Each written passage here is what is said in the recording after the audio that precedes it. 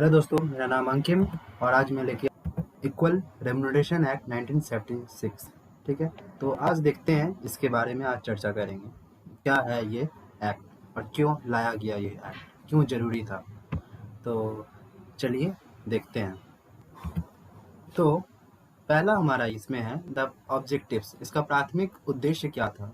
The primary objectives of this act is to provide for the payment of equal remuneration to man and women workers and for the prevention of discrimination against women in the matter of employment। अब ये act इसलिए लाया गया क्योंकि उस समय, जब इस एक्ट के आने के पहले, उस समय कंपनी में क्या होता था, इंडस्ट्री वगैरह में क्या होता था, मैन एंड वुमेन के ऊपर क्या होता है, डिफरेंस किया जाता था, इक्वल पे नहीं किया जाता था। अगर मेन वहाँ पे, अगर कोई पुरुष वहाँ पे 8 घंटा काम कर रहा है, महिला वहाँ पे 8 घंटा काम कर रही है, तो उसे इक्वल रेम्युनरेशन नहीं दिया जाता था। तो यहाँ पे क्या होता था, डिस्क्रिमिनेशन किया जाता था। ठीक है, अब वो भी डिस्क्रिमिनेशन कैसे? सैलरी के ऊपर, रेम्युनरेशन के ऊपर। तो इक्वल रेम्युनरेशन नहीं दिया गया था। तो ये एक्ट आने के बाद ये कहा गया कि महिला को भी अधिकार है। अगर पुरुष जितना उन्हें सैलरी मिल रहा है, महिला को भी उतना ही सैलरी मिलना चाहिए। ठीक है, तो डिस्क्रिमिनेशन नहीं होना चाहिए। ठीक है, अब आते हैं नेक्स्ट। अब आते हैं article 39D of the constitution provides that The state shall direct its policy towards securing that there is equal pay for equal work for both men and women। ये हमारे संविधान में कहा गया है। ये आर्टिकल 39D में ये कहा गया है कि equal pay for equal work. अगर कोई मैन या वुमेन, पुरुष और महिला, अगर कोई इक्वल काम कर रहे हैं, इक्वल डिपार्टमेंट में है, तो उसे इक्वल में सैलरी मिलनी चाहिए। ऐसा नहीं है कि पुरुष के लिए मैं अगर 20,000 दे रहा हूँ तो महिला को मैं वहाँ उसकी जगह 20,000 की जगह 10,000 दूँ। तो ये हमारे कॉन्स्टिट्यूशन में ऐसा नहीं कहा गया है। तो कॉन्स्टिट्यूशन में, हमारे इंडियन कॉन्स्टिट्यूशन में ये बोला गया आर्टिकल 39D में कि equal pay for equal work for both men and women. ठीक है, अब आते हैं नेक्स्ट।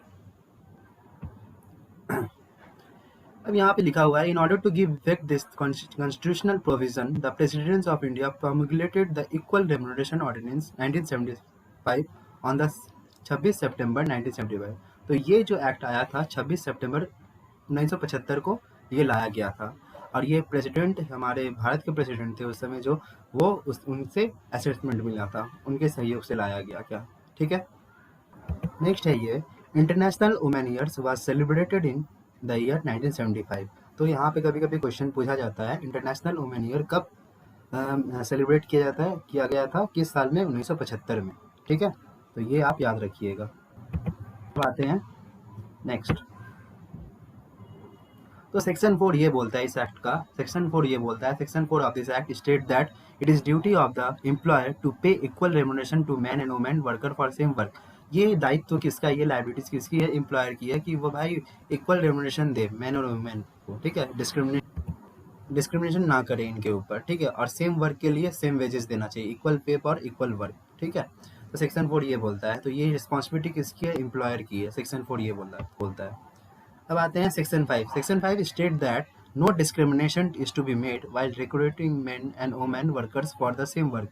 अब जो भी सिलेक्शन किया जाता है मैन एंड वुमेन का, कोई डिस्क्रिमिनेशन नहीं होना चाहिए। तो ये सेक्शन 5 ये बोलता है कि no discrimination is to be made while recruiting men and women workers for same work. ठीक है, नेक्स्ट हमारा सेक्शन 6 ये बोलता है, section 6 state that an advisory committee shall be constituted for the purpose of providing increasing employment opportunities for man.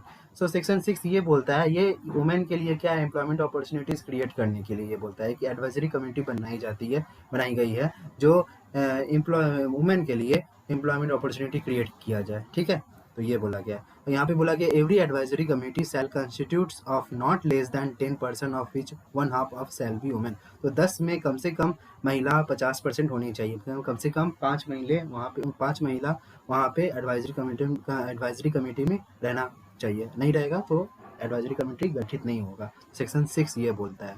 ठीक है, next आते हैं हम लोग। ठीक है, अब नेक्स्ट देखिए, सेक्शन 7 ये बोलता है कि ये पावर जो है अप्रोप्रिएट गवर्नमेंट को दिया गया है कि वो अपॉइंट करे एक अथॉरिटी को जो इसके जो एग्रीड पर्सन है वो उसे क्लेम मिल सके, उन्हें कंप्लेंट सुन सके। ठीक है, वो अथॉरिटी उसके बारे में सोच सके। ठीक है, तो यहाँ पे बोला गया है तो वो officer not below the rank of labour officer, labour officer के बिलो रैंक का नहीं होना चाहिए। और ये अपॉइंटमेंट किसके द्वारा किया जाएगा? अप्रोप्रिएट गवर्नमेंट मतलब स्टेट गवर्नमेंट भी होता है, सेंट्रल गवर्नमेंट भी होता है, ठीक है। तो ये अपॉइंटमेंट किसके द्वारा किया जाएगा?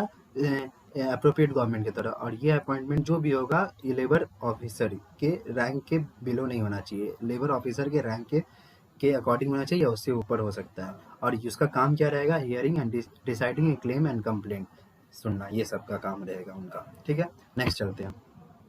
यहाँ पे बोला गया it is duty of the employer to maintain registered, ये एम्प्लॉयर का ड्यूटी है तो रजिस्टर मेंटेन करने का। एम्प्लॉयर मैंने पुरुष को कितना सैलरी दिया, रेमुनरेशन किया, कितना वुमेन को कितना, महिला को कितना रेमुनरेशन दिया, तो रजिस्टर्ड एक मेंटेन किया जाता है जो सभी मेंटेन करते हैं। तो एम्प्लॉयर का ये वर्क ड्यूटी है, रिस्पॉन्सिबिलिटी है कि रजिस्टर मेंटेन करने का, ठीक है। नेक्स्ट चलते हैं हम लोग। नेक्स्ट हमारा है सेक्शन 9 क्या बोलता है? देखिए, तो सेक्शन 9 ये बोलता है कि अपॉइंटमेंट ऑफ इंस्पेक्टर भी एक अपॉइंट किया जाएगा। ये किसके द्वारा अपॉइंटमेंट किया जाएगा? अप्रोप्रिएट गवर्नमेंट के द्वारा अपॉइंटमेंट किया जाएगा। ये इंस्पेक्टर क्या करेगा? प्रीमाइसेस में जाके ये देखेगा ये एम्प्लॉयर जो है ये एक्ट का ये पालन कर रहे हैं कि नहीं, ये एक्ट का सही ढंग से पालन कर रहे हैं या नहीं। और ये इंस्पेक्टर कोई भी एविडेंस चाहे वो ले सकता है, तो इसके सामने कोई रोकथाम नहीं होगा। एम्प्लॉयर ऐसा नहीं है कि एम्प्लॉयर नहीं देगा, एम्प्लॉयर को देना पड़ेगा, ये ऊपर की तरफ से अथॉरिटी ये बोलते हैं, ठीक है। तो अपॉइंटमेंट ऑफ इंस्पेक्टर होना पड़ेगा। और ये अपॉइंटमेंट किसके द्वारा किया जाएगा? अप्रोप्रिएट गवर्नमेंट के द्वारा। और इसका काम क्या क्या रहेगा? चेक वगैरह करना कि सही से ये लॉ इम्प्लीमेंट हो रहा है या नहीं प्रीमाइसेस में, और सभी को रेमुनरेशन दिया जा रहा है या नहीं, कोई डिस्क्रिमिनेशन नहीं किया जा रहा है ना, ऐसा ये हम सेक्शन 9 में ये देखना है, ठीक है। अब यहाँ पे बोला गया in case of violation of any of the provision of this act an employer may be awarded with a simple imprisonment up to 1 month or fine up to ₹10,000 or both. यहाँ पे बोला गया अगर ये एक्ट का violation किया जाएगा तो उसे जेल कम से कम 1 महीने का जेल दिया जाएगा एम्प्लॉयर को, और फाइन करीब 10,000 का फाइन लगेगा, और ये बोथ हो सकता है, ठीक है।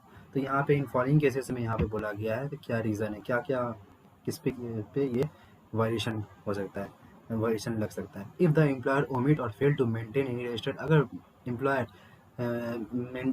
मेंटेन करना भूल जाए रजिस्टर्ड को, या अदर डॉक्यूमेंट्स जो रिलेटेड है वर्कर्स के रिलेटेड है वो मेंटेन या उसे कहीं गुम कर दिया है, तो उसे ये सज़ा मिल सकती है एम्प्लॉयर को, ठीक है। नेक्स्ट हमारा क्या है? Omit or fail to produce any registered, वही चीज़ बोला गया है कि कोई रजिस्टर्ड अगर मेंटेन नहीं कर रहा है एम्प्लॉयर अगर वो फेल हो गया मेंटेन करने, या ओमिट कर गया, जानबूझ के भूल कर रहा है, ठीक है, तो ये क्या हो जाएगा? तो इसके ऊपर वायलेशन का ये एक्ट को प्रोविज़न तय हो जाएगा, और इसे जेल भी हो सकते हैं, और ये उसे 10,000 का जुर्माना भी देना पड़ेगा, ठीक है। तो यहाँ पे वही चीज़ बोला गया ओमिट और रिफ्यूज़। और कभी-कभी ऐसा होता है कि जो इंस्पेक्टर जो निरीक्षण करने आते हैं कभी-कभी ऐसा होता है कि उसमें एविडेंस भी नहीं दिया जाता है, ठीक है। उन्हें कहीं प्रीमाइसेस में जा सही तरह से बुक्स ऑफ अकाउंट्स को भी चेक करने नहीं दिया जाता है। कभी-कभी तो ऐसा होता है कि वो रजिस्टर्ड भी देख नहीं सकते हैं। तो इस तरह का काम क्या है, एक वायलेशन कर रहा है तो वायलेशन होने पे क्या हो जाएगा, उन्हें 10,000 का जुर्माना और 1 महीने का जेल होगा, या दोनों हो सकता है, ठीक है। अब नेक्स्ट आते हैं हम। यहाँ पे बोला गया कोई भी ऑफेंस ऑकर्ड होता है तो यहाँ पे कम से कम जो मजिस्ट्रेट होंगे, मेट्रोपॉलिटन मजिस्ट्रेट या फर्स्ट क्लास जुडिशियल मजिस्ट्रेट होना ज़रूरी है इस ऑफेंस को, या ये रिलेटेड जो मैटर है उसको रिजॉल्व करने के लिए, ठीक है। तो ये बात यहाँ पे ये बोला गया है। अब आते हैं द सेंट्रल गवर्नमेंट में make a rules for carrying out this provision. तो ये जो रूल्स एंड रेगुलेशन ये बनाया गया है किसके द्वारा? सेंट्रल गवर्नमेंट के द्वारा, सीजी के द्वारा, ठीक है। अब बोला गया था central government may give a direction to state government in order to carry out the execution of this act in the state. अब सेंट्रल गवर्नमेंट ये डायरेक्शन देता है कि आप ये एक्ट को क्या करो, आप स्टेट में भी ये एक्ट को इम्प्लीमेंट करो और इसके ऊपर काम करो, ठीक है। ये सेंट्रल गवर्नमेंट डायरेक्शन देते हैं स्टेट गवर्नमेंट को, ठीक है। तो ये हमारा इक्वल रेम्युनरेशन रहा, इक्वल रेम्युनरेशन 1976। अगर अच्छा लगे तो लाइक एंड सब्सक्राइब जरूर करिएगा, ठीक है। Thank you for watching. फिर मिलते हैं फिर कुछ नया ला के, ठीक है। Thank you for watching.